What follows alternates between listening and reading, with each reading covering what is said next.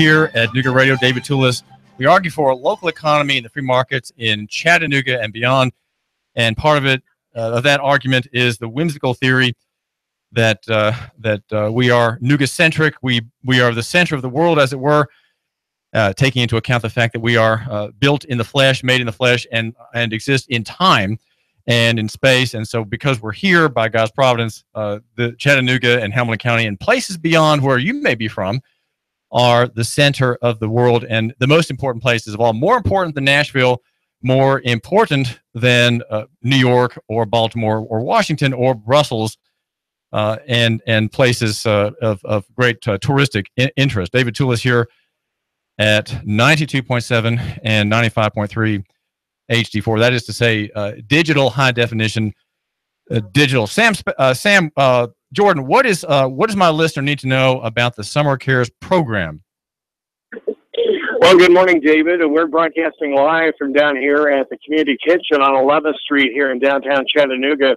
Coming up here in just a little while, they're going to have a dinner for veterans where they can enjoy a good hot meal.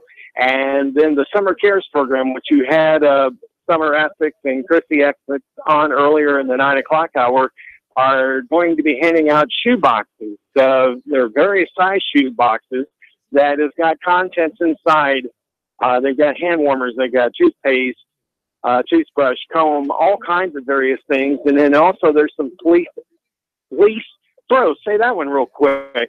And they're going to be handing those out to the veterans here, and especially the ones that are homeless. That's what we're trying to do, is trying to help make things a little bit brighter.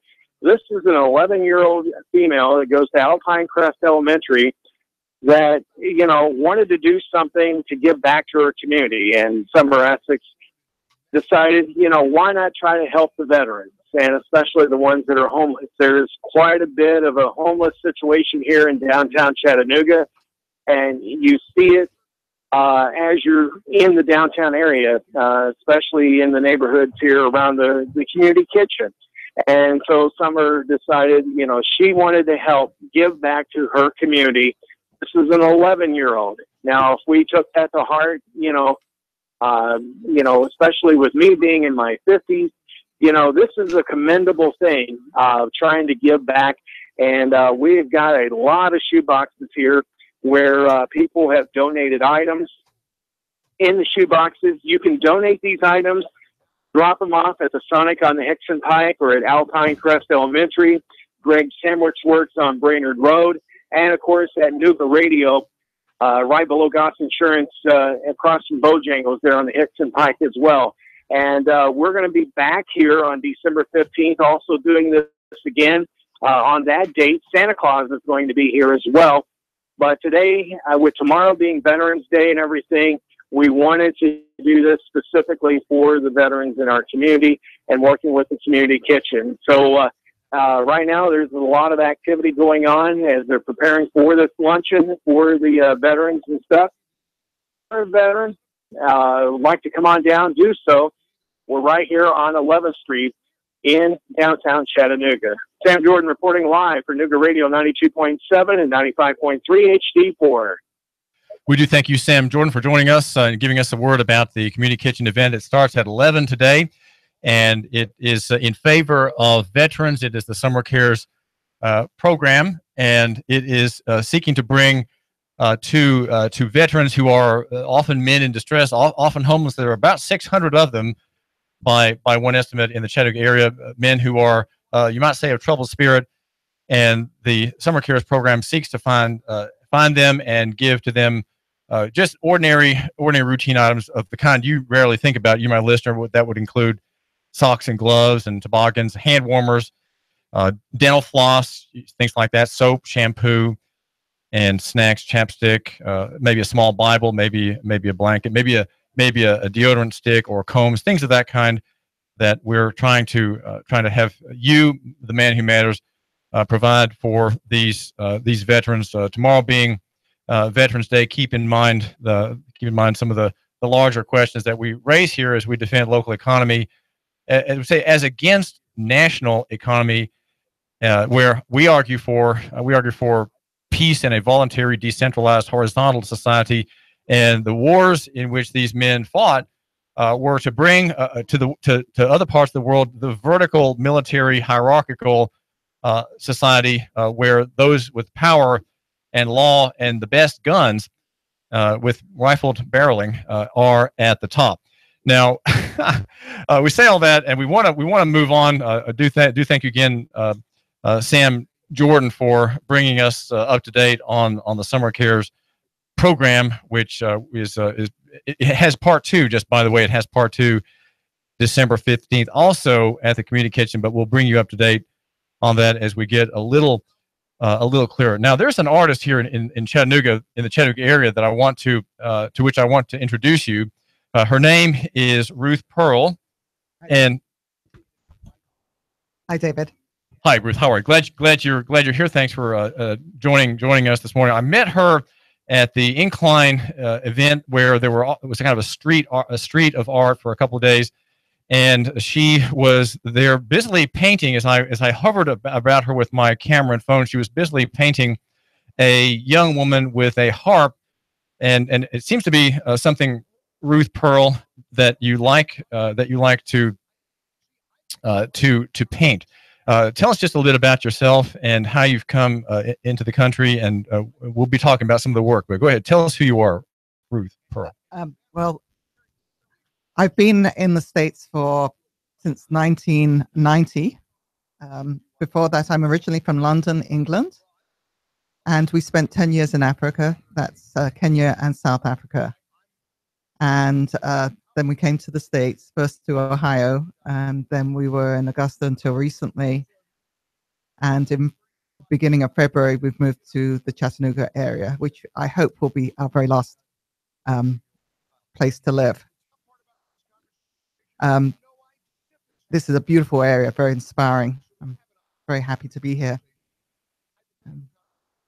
Well, now I was looking at your work online just yesterday, and you have one of your you're kind of I'm trying to figure out, you say you like Toulouse-Lautrec and Degas, and you have one of your, I was looking closely at some of your work on bands. You like to do bands. Yes. And the work is very impressionistic. Is that, I know impressionism is sort of abused as a term according to Paul Johnson in his magnificent history of art, but be that as it may, it is something that is a word nonetheless that we use to describe some of that style. But it's a flash. You're trying to catch the band members playing their guitars and standing with their mics in the flash of a moment. That's a very good way to put it. I'm trying to capture the moment. You don't have very long when a band's playing. You hope that the band will be mostly in the same place when they're playing, because it's quite difficult otherwise when they're moving around. But you're capturing the excitement and hopefully some of their features so they're recognizable. And it's one of my favorite things to do. I've done it on stage a couple of times. Well, I'm looking at one photograph, Ruth Pearl, of a painting that you did. There's a man playing, looks like a cello, very large, I guess a very large violin that stands on the floor. Yes. on a point, and he's with just a very quick stroke, you've painted his face, his hair, and then next to him is a woman wearing lipstick, and there too, her arm again is, you're catching just the glance of it. But it's remarkable how with just a very few strokes you suggest the whole face, even though there's a kind of a white splotchy background on her face that may not show it photographically. Nonetheless, you have the red lipstick, the teeth, the eyes, and in a flash, you've caught something and suggested an actual person. And let me ask you, how close is this sketch with your brush to the real person whom you remember seeing? I think painted? It's fairly close. The lady in question, she bought the piece. She was very happy. You might see on it that she's pregnant, and so yes, that was a nice little. She has a belly bump. Yes. And she's a jazz type singer, and I think that the way I've painted it as well suggests that type of music. Very celebratory. Yes. Now, here's another one. It has a picture of two men standing, one with his head thrown back and up, and it looks somewhat distorted. Somehow, I'd say that may not be anatomically correct. And then the man next to him, just a slap of a head with the stick of the stem, I guess, of his cello. His hand is down on the strings. Again, all just sort of flashed at the viewer. Yes. What are you trying to accomplish here? Well, this was a very quick sketch. It was about 5 minutes. I really didn't have very long to sketch it. It was a poet that was accompanied by this double bass. I think I captured the moment. So the poet, the man on the right is the poet with his beard. Is he enunciating lines of his verse? Yes, it was kind of bebop type verse. I don't know what it's called, but it was good. Now, what kind of official training did you get, Ruth Pearl, in your younger years? I went to art college in England, 5 years altogether, a 2-year foundation and then 3-year BFA in Portsmouth. And that's mostly it. Well, this is David Tulis. We're talking with Ruth Pearl, who is a North Georgia artist.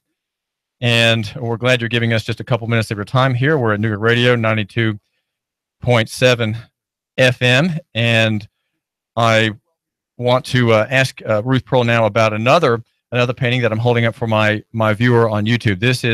It looks like, tell us what my viewer is looking, and tell me what my listener has to imagine in his mind's eye, Ruth. Okay, it's a 12 by 12 canvas, so quite small.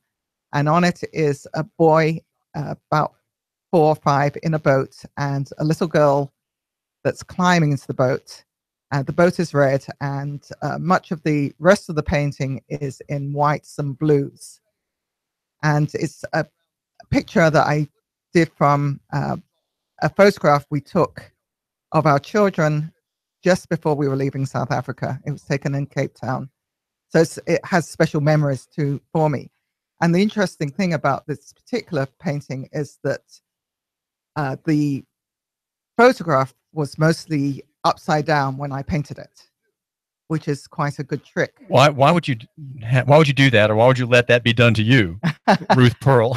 It was a trick I learned from another artist, and who made us in a workshop do that, bring in a photograph and then just paint it upside down. We didn't like it at all doing that, but then when we turned the canvas around, we all gasped because our paintings looked so good.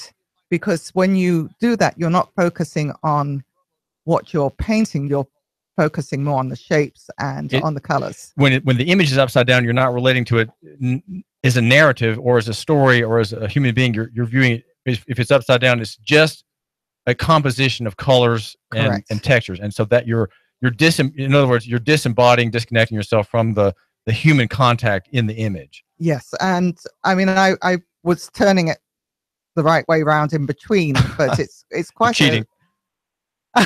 It's just a good trick for people to have.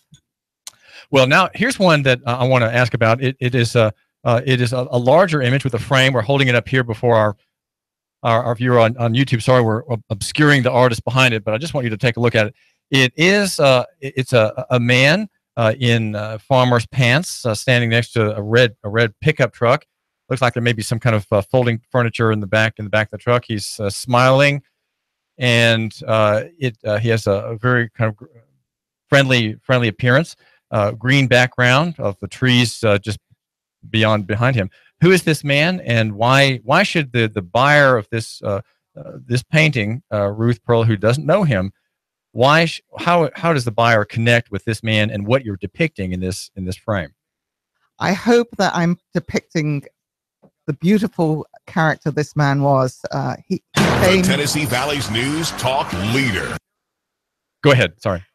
He came to our house to fix some drywall, and he was an elderly gentleman, about 76. And I just took to him and liked him so much. And I said, because he had such a nice aura about him, and I said, can I take your photo to paint you? And he posed by his truck. I later found out that he was actually a reverend as well. So the goodness just shone out of him. And I hope I captured that in my picture. Now, this painting is still in your stock, you might say. How is it having a stock of paintings, Ruth Pearl? You've been in the States for well, since 1990. Yes. And you've been here only since January. How is your stock going down? The goal, of course, as an artist, is to communicate to your buyer, the man or woman who wants to have a beautiful work, a representation of some concept or some reality. How is your stock going? Are you finding sales? How are you reaching the market in the Chattanooga area, Ruth Pearl? That's something I'm still working on, to be honest with you. Well, how does an artist generate business? What do you do practically to find people like my listener who care, who want to have beautiful works in his house or office? How do you make those connections? Well, you find places that you can hang your work. If you get gallery representation, all the better. If I put my work on Instagram and Facebook, and I also have a website. And I mean, there are many artists around, and it's a matter of finding a buyer who likes your particular style. And how would you describe your style in the context of artists you appreciate, Ruth Pearl, which you'd mentioned to me were Klimt, Toulouse-Lautrec, and Matisse? What have they given you? Well, Toulouse-Lautrec, I love the way he uses his pastels, and he went amongst the people and drew them from life, and I like to do that very much as well. Klimt, I love his patterns in his work, and I've used that in some of the pictures that I've done, especially of flowers and flora. And who else did we mention? Well, Degas is kind of similar in a way to Toulouse-Lautrec, the Impressionists.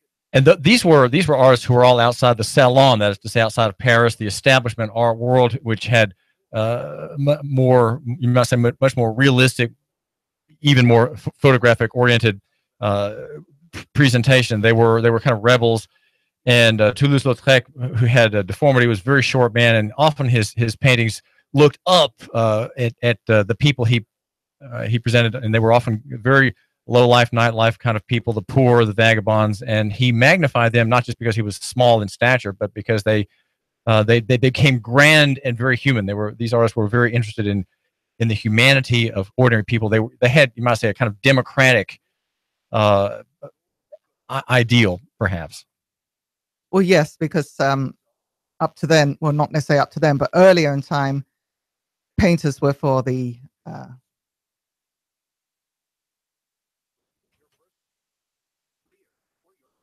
painters were for the royalty classes mostly, and so that was something new to have. This is David Tulis, and we're talking with Ruth Pearl. Ruth, how can my listener get a hold of you, and tell my listener where some of your work is being presented? At the moment, I have work up in Heaven and Ale in Ottawa, and also in a gallery in Augusta. But they could go on my website, which is marula2.com, spell that. MARULATOO .com. Say it again. Marula2, MARULATOO. And do you do commissions, Ruth? Absolutely. What kind of work would you be open to doing in commission? Well, I love to do portraits from life, but I know that's not always possible because that means someone's sitting for several hours. So I would do them from a photograph too. So you would say that if my listener wants a portrait done, he could send you a series of photographs of the beloved party, and you will make an oil of that person. Well, probably acrylic or acrylic. Okay. Yes, or sometimes a water medium, but not watercolor. No, it's actually the like a watercolor, but they're ink based. And I also always looking for opportunities to paint bands or musicians as they play. Well, that's very interesting. I have a daughter, Abigail, who's a sculptor in Manhattan, and she's just been commissioned by a band to be the art director, designing sets for music videos, and also there's a venue there for you in more than just the painting of the group with the instruments.